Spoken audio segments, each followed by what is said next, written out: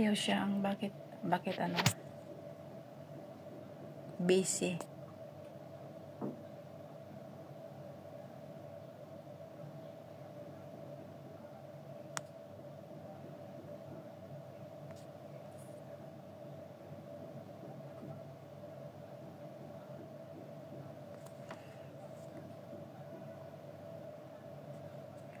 So, ulitin natin na ayan, mag-post tayo.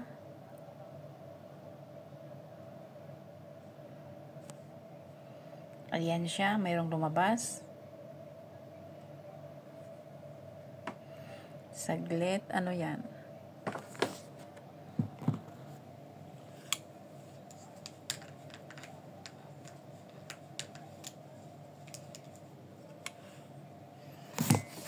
So, mahina ang signal, kaya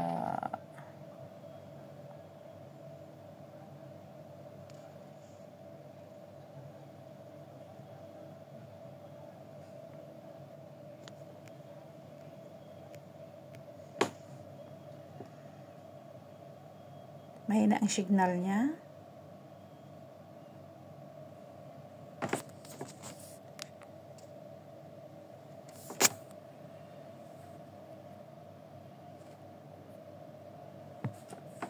So, saglit.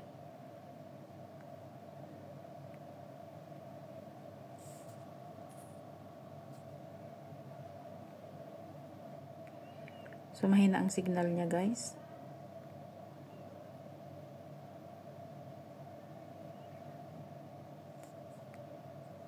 Kaya nawala siya tuloy.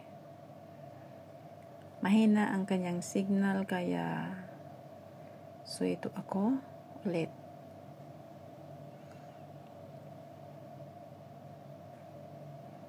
Ayan, saglit ha.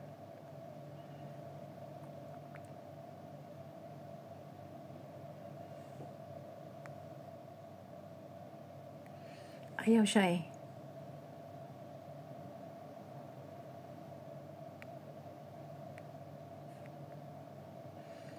Ano ba itong sinabi dito?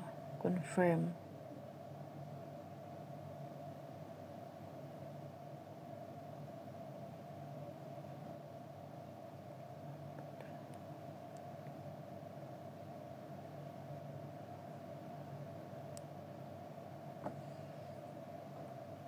Refresh.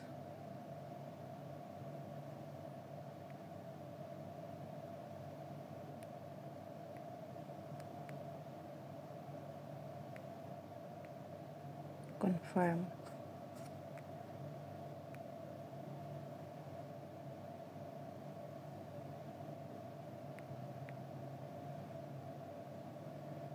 Bakit ano ito?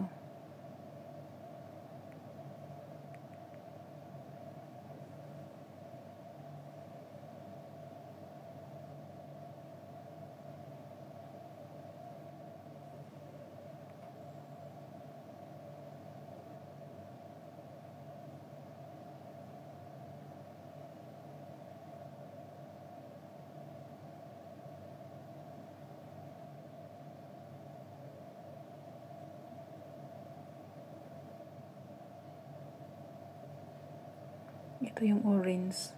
Yan.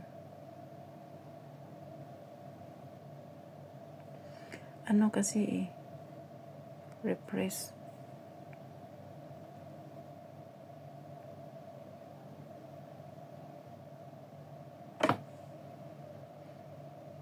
Gridiron equipment. Ano yung gridiron equipment? Refresh.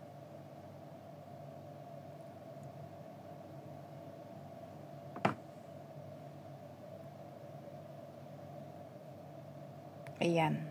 Confirm. Unable to verify.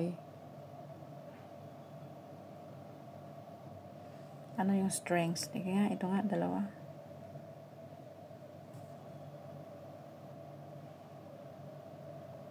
Musical instrument.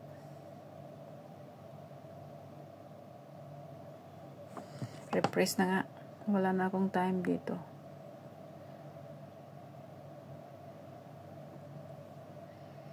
Bounces on card. Ito.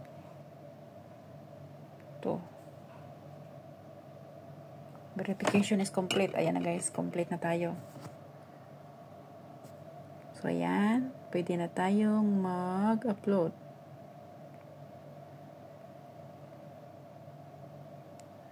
Ayan guys.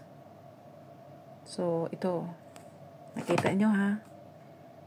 Select video.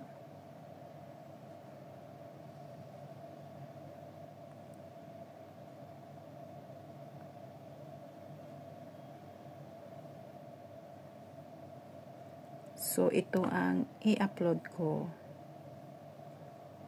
Okay? Uploading po siya. Saglit. So, kagaya noon, nakapag-upload ako dito sa link na ito. Kung nasubaybayan ninyo noon, yun. So, okay? Ang sinishare ko lang dito sa channel ko ay buong katotohanan lamang po. Kung maniniwala kayo, masave kayo sa malawakang scam under sa name ni Prince Hamdan Faza of Dubai. So, okay? Dahil last na talk ko sa kanya, alam kong ginamit nila si Prince Hamdan Faza, pero hindi ko lang alam kung nakachat ko ang real friends o panay kasi ang ano nila ng pera, so galit na galit ako. Sabi ko kasi gusto kong makita kita sa video call. So ang ginawa nila is computer setup. Kung nakita ninyo yung kamay, hindi po yun totoo. Voice lang po ang lumabas at ginawa nilang video na parang nagsasalita, ay hindi po yun ang real Prince. So guys, sana mamulat kayo kasi ako namulat na po ako. Okay? So, kung totoo man nga na nakausap ko si Prince Hamdan Faza, makipagkita yan. Kasi ayaw ko nang magbayad sa activation pay ng Royal Membership Card. Okay? Kasi alam ko na po ang buong katotohanan. So, maraming salamat sa nagtiwala sa akin at nagsubaybay. Inaantay ko lang itong ma-upload itong videos na ito kasi papasok po ako sa work. So, ilang percent pa? Kung ilang percent pang antayin ko, ayan. 62% kasi mahaba-haba ang video na ito. So, yun, makikita ko yan dito sa TikTok ko na nasa ngayon, nasa aking phone na, sa Note 13, bagong phone ko. So, dito ko yan makikita ang aking channel.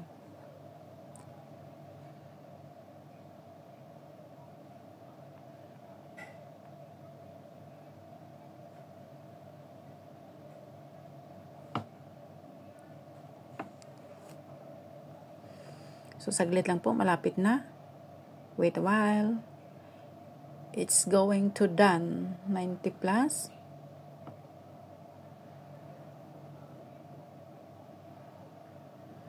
Ayan, malapit na po na mag-upload, ma-download yung ating videos. At makikita nyo yan mamaya. Yan ay uploaded ko rin sa social media. At sa aking YouTube channel. So, guys, maraming salamat sa inyong pagsubaybay, sa inyong pagsuporta mula noong 2022. Nasa dami-dami kong natanggap na hindi magandang mga mensahe, mga message dahil sinubukan kong i-upload ang pictures ko with the Crown Prince Hamdan Faza of Dubai. Kasi yun ang sinabi niya na siya ay real Prince Hamdan Faza. So, hindi niyo ako masisisi kung bakit nag-upload ako at ginawa ko ang lahat. So, alam niyo naman na maraming nabibiktima ng scam. So, nasa sa inyo kung hindi kayo titigil. Dahil ako po ay namulat na po ako sa buong katotohanan sa sinabi ko na kung totoong kachat ko rin ang Prince Hamdan Faza, makipagkita siya sa akin dahil hindi ko rin naman ini-expect na magiging asawa niya as a friend, really okay, because I am an ordinary person. Hindi niya ako kalabel, hindi ko rin siya kalabel, nasa baba lang ako. Respetadong tao po, ang ating kumbaga respetadong tao ang nasa ano natin tawag nito. Okay. Nagkape kasi ako, guys. Respetadong tao po siya, kaya imposibleng makipagkita yan sa atin. Kaya ang masasabi ko lang, tigil-tigil na yung mga gumamit ng mga videos at photos or poems ni Prince Sam Danfasa, dahil yan po ay pambibiktima nila ng tao. So marami pong salamat sa inyong lahat. Ayan, bakit hindi pa ito ma-post?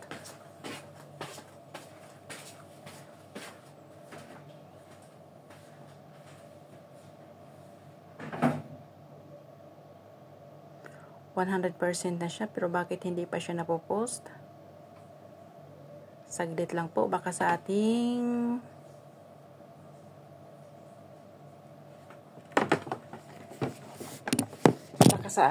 signal.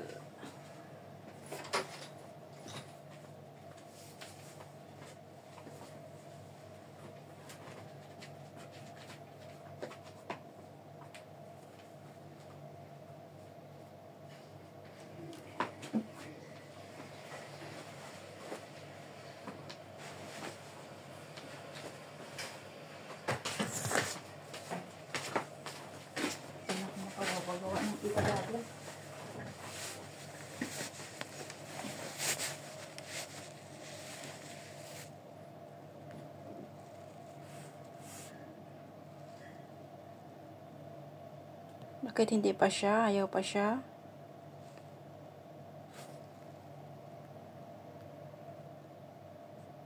Ay, ito na pala, post. Hindi ko lang nakita.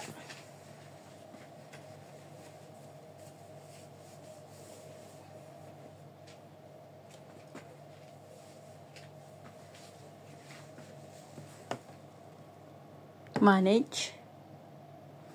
Yan kagaya sa ginawa ko noon, yan na-upload na po siya. So, go back kasi nga lumaki yung oras. Ayan. So, balikan natin yung tignan natin kung na-upload na siya.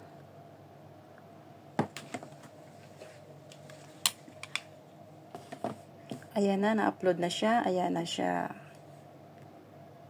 Ayan na, na-upload na siya. So, ito yung channel ko at meron akong ipapakita sa inyo. Ito. Ayan siya. Siya yung kausap ko sa TikTok. Mula noon. Ngayon, hindi na kami nag-chat kasi siguro busy siya. At ito yung yan yung FBI. Yan, tignan nyo yan. Sinishare ko yan sa inyo. Yan. Hindi ito nanggagaling sa akin, kundi nanggagaling sa Fast3 TikTok account na yan. Ayan. Kita nyo? Siya po ang FBI ayon sa aking nakikita dito. So, marami pong salamat sa inyong pagsubaybay sa aking YouTube channel. At ito siya. Ito siya noon. Oops. Baka maano tayo, copyright tayo. Ayan. So, ito yung kausap ko sa TikTok mula noon. Pero ngayon hindi na kami nag-chat kasi busy siguro, hindi ko alam. So, nakita nyo dyan, dito. Nawala na po yung 3 account. Ay no, nung 2 pala. Ayan. Nawala na yung 2 account. Tinanggal.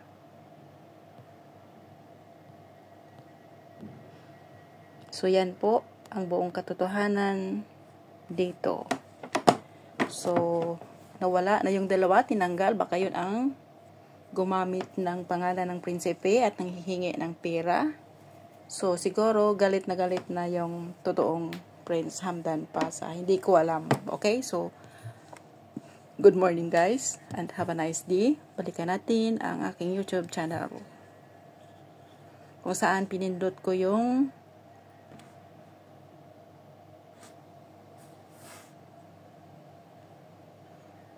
nawala siya.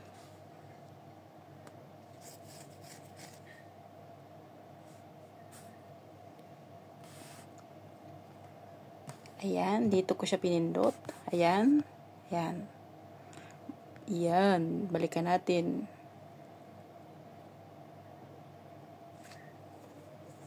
Ayan siya. Ayan siya.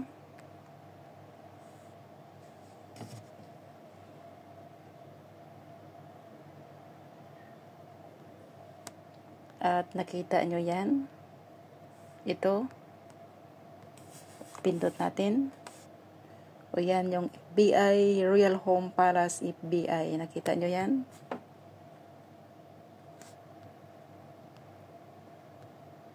So, sinishare ko ulit para malaman ninyo. Ito ay posted ng Pastry TikTok account. So, yan. So, binabalik ko lang. At ito ako sa taas. Yan ako. Ito yung latest upload ko na videos. Okay. So, balikan natin ulit. Sa Dubai, UAE. Prince Hamdan 38. Past 3. Okay. So, go back sa aking YouTube channel. Tignan natin yung pinindot ko.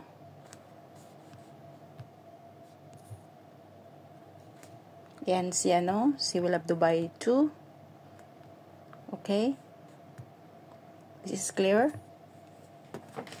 Ayan. Dito ko siya pinindot. Ayan. Ito. So guys, subscribe my YouTube channel. This is Rosalie Sivileros 13.